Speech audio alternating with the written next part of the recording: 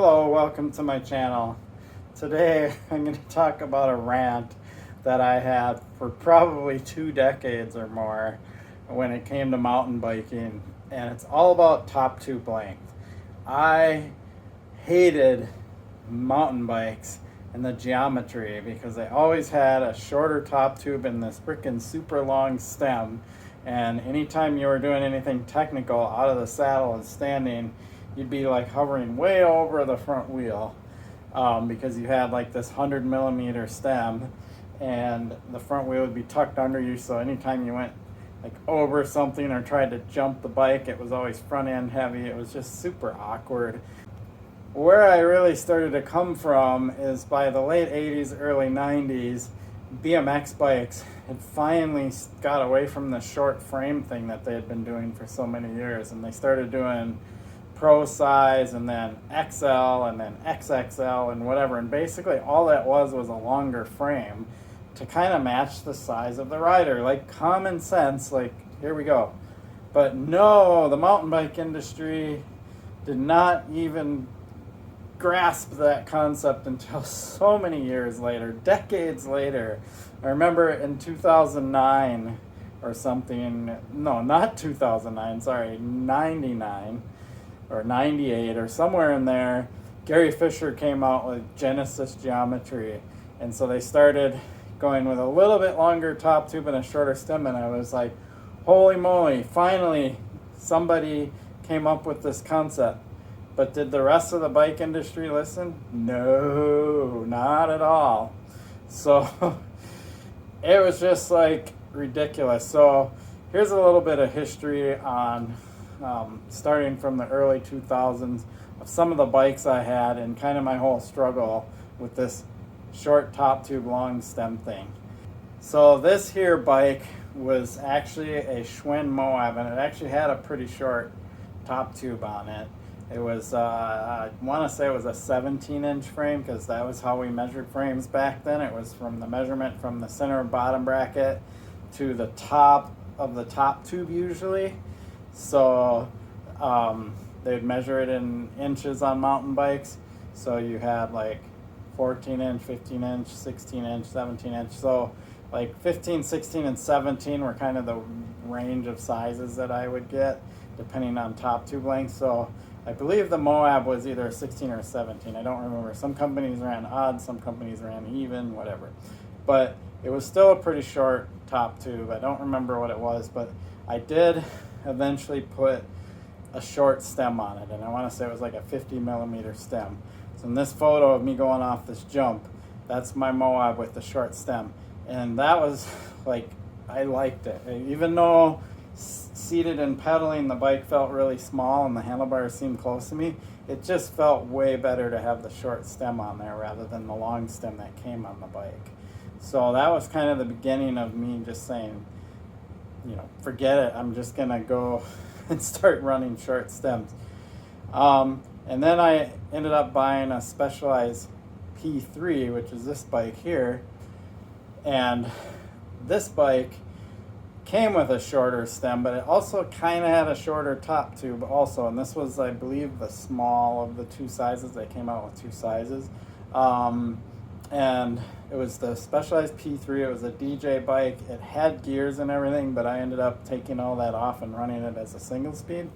That bike felt pretty good, and I ended up doing some single speed cross country races with it. It was actually what got me into single speeding, and I rode single speed for many years. I want to say about 7 or more years after that, strictly single speed mountain biking. But where the revelation really started was the On One inbred, and I want to say I found that in like 2004 at a local bike shop called One on One, not to be confused with On One. It got a little confusing there, but On One is a bike brand out of UK, and One on One is a local bike shop, and they were carrying this frame. It was an On One inbred. It had a 23-inch top tube with a 16-inch frame. I was stoked. I was like, holy moly, somebody finally got it. Longer top tube, then I can run a short stem. So I ran a 50 millimeter stem with a 23-inch top tube, and finally my cockpit felt right. When I was standing up, the front wheel was out in front of me, so on and so forth. It was like night and day difference, and I rode the crap out of this bike. Unfortunately, the inbred that I got was set up for a derailleur, and I was riding single speed, so I had to run this chain tensioner, which, you know, it worked, but it wasn't ideal. But I rode all over the place with this bike. I rode this bike for, what, 5 years or more. Just took it to Whistler even. Here's some pictures of me riding in Whistler. Yeah, I loved riding this bike. It felt so good. And then, you know, I rode all over the place with this bike. Here's some other pictures of me riding it locally in Wisconsin, here in Minnesota, things like that. Like to ride skinnies, all kinds of fun stuff. It was a great bike. Took it to Fruita, Colorado even. It was a blast. Yeah, it was by far my favorite bike, and it was what I rode from the majority of the 2000s, starting from about 2004 all the way up until 2009. Then finally, Redline came out with a bike called the Monocog, and they had a frame and fork available also. So I bought a Monocog frame and fork, 17-inch, and it had 23-inch top tube length. And the nice thing about this bike was that it was actually single speed specific. It had sliding dropouts, so I didn't have to run the chain tensioner. And so that was it. That's pretty much my battle with top tubes. So after that frame, I actually kind of used that frame and the On-One frame, which I still have just as a relic. And I modeled my own frame because I started a company for a couple of years only, but it was called FBomb Bikes. And the frames were made here locally. And that way I was able to just say, yep, this is the top tube length I want, you know, so on and so forth. I was able to custom design it the way I wanted. That was still a 26-inch wheel, and it really, that was what I rode up until I got a Specialized fuse. I want to say it was a 2016 model Specialized fuse. And of course, by then, bikes had already figured it out, at least for the most part. With the top tube length, having a bigger cockpit, shorter stem, things like that. And that's the norm now on mountain bikes. What drove me nuts was how long it took the mountain bike industry to evolve to that state of having a longer top tube and a shorter stem. For so many years, this like either cross-country rider or road biker mentality or whatever mentality that the people had that were designing these bikes. Short frame, long stem, and the bikes just never rode well that way, for me anyway. And now you can actually see that the industry is completely gone with the much longer top tube, and now they're going beyond 23 inches for like the size small. They also got away from this sizing of seat tube height as being the way you size a bike. They now size a bike by reach and by your cockpit, not by the height of your frame. And of course now we all have dropper posts, things like that, and so things are pretty much normalized into that area, and it just makes so much more sense. And it's a lot more of the mentality we have with BMX. You know, if you think of a dropper post, the whole point of a dropper post is to drop it down and out of your way.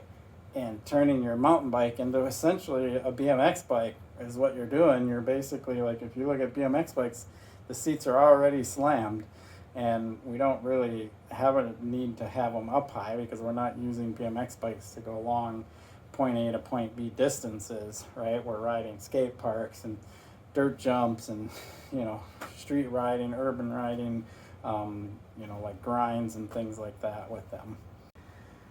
I actually had for a short time Jameis Parker. That was also in the early 2010s.